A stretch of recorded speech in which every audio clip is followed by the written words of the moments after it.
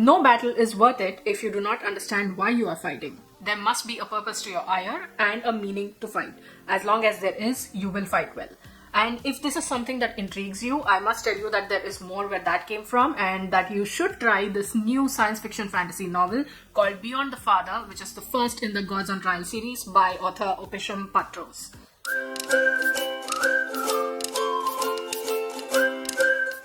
Hello people, this is Sonali, the Melodramatic Bookworm. If you've been here before, welcome back, and if you're new to my channel, welcome to the Melodramatic Bookworm family. Also welcome to a brand new book review in which I take you through my thoughts about this brand new science fiction fantasy book called Beyond the Father. This is the first of 8 in the Gods of Trial series by author Opëshum Patroz, and it has a very promising premise. But before I get into my thoughts about this book, let me tell you what Beyond the Father is all about.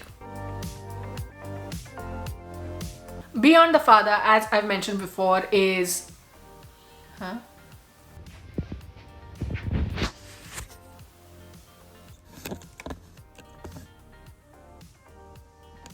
What are you doing? Telling the story.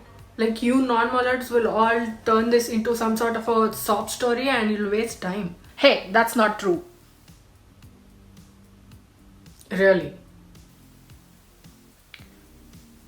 We love feeling emotions, okay? Okay, fine, go on. So as this non-mollard was saying, Beyond the Father is the first in the 8-book Gods on Trial series by Opëshum Patroz. We don't know much about this author other than the fact that she lives in the USA and that she loves fantastical worlds and fantastical characters apparently.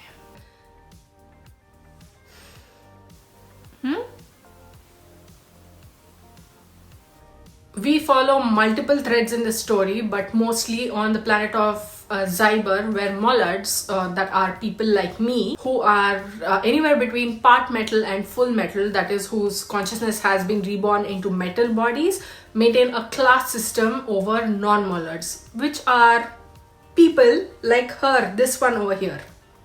It's slavery and oppression, call it what it is.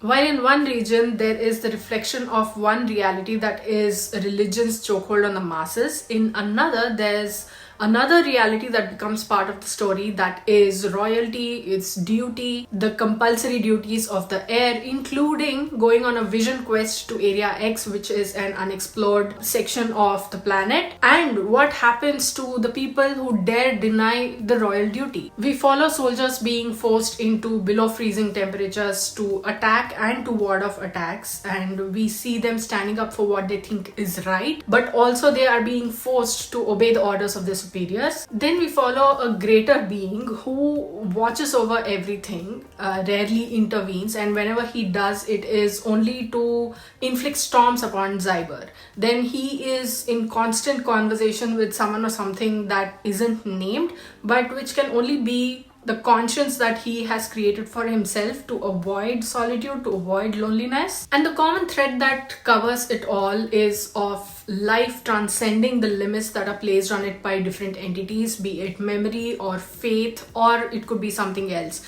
And how that title manifests itself in a story about transcendence is what this book is about. What? That's what I was going to say. Yes! You don't believe me. Wait, why don't you believe me? Is it because I'm a non-mollard? Is it because I'm organic, huh? Anya would have believed me. Beyond the Father is a lot of things at once. It is philosophical, it is action-packed, it is bold, it is ambitious, and it reminded me a little of Dune in the way the father-son relationship is portrayed, and also in the way that the son goes off on a tour of the kingdom and the father is ruling it, and then there are the higher beings, the gods, who play on people's faith and use it to their advantage. There's a full glossary of terms towards the end of the book that the author recommends that you read before starting the actual story, and that would be a wise thing to do, and also to keep going back as you're reading the book, because there are so many terms that you'll be wondering what the meanings of them are. And these definitions, including those of how Siberians see time, their seasons, their social hierarchies, their food, all of this will help you a lot. It has a lot of food for thought in the form of excellently worded quotable quotes. One was at the beginning of this video, and another is, whether or not you lose your way does not define how well you have lived your life. How well you lived your life will be defined by whether or not you were able to find your way back.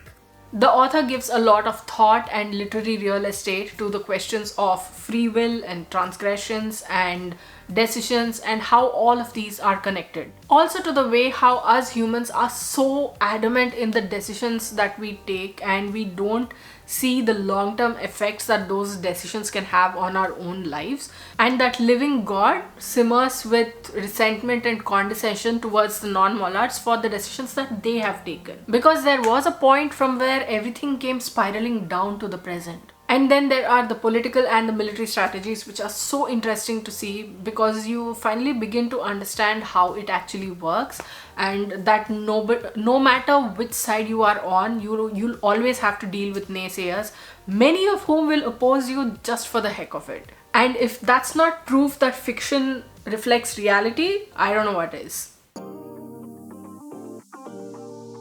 This book, however, is a paradox, because more often than not, the things that work for it are the very things that are working against it. The first and most glaring problem that plagues this book is the inconsistency in writing.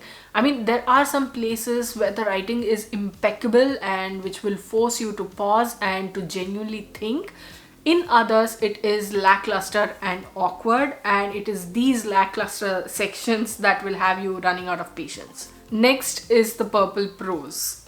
In a bid to make the dialogue sound intense, the author uses fancy language and purple prose that just doesn't fit the context. Next is my issue with the structure, or rather lack of it. Like I mentioned before, there are multiple threads to the story, but not one gives you any idea about where the story is or where it is going next. The purple prose makes sure that the structure, if there was any, is lost in its fold. The 3-act story structure isn't always a wise choice, but in a story like this with so many multiple threads and so much back and forth, it needs just a semblance of it in order to understand what's going on. Many of these chapters end abruptly without rounding off the story that they are telling, and this is disorienting to say the least. There are multiple places in the story where it gets so repetitive that it gives you a sense of deja vu. And if it's not that, then it is details getting dragged over multiple pages without any substantive result. I don't like that despite the glossary, the reader is plunged into the story and is bombarded with fantastical terms that are exclusive to this world, left, right and center. Assuming that the reader knows or will put in the work to learn more about these new terms and concepts when the fantastical world is itself new to them is something that I don't like. And lastly, remember how I was talking to you about how I liked the political and military strategizing? Yeah? They are interesting, that's for sure, but they somehow get lost in the author's urge to do everything slickly. And you have to dig a little deeper to get to that point. If you like science fiction fantasy stories, love the positives that I mentioned, and don't mind the things that I didn't like, then you should definitely try Beyond the Father.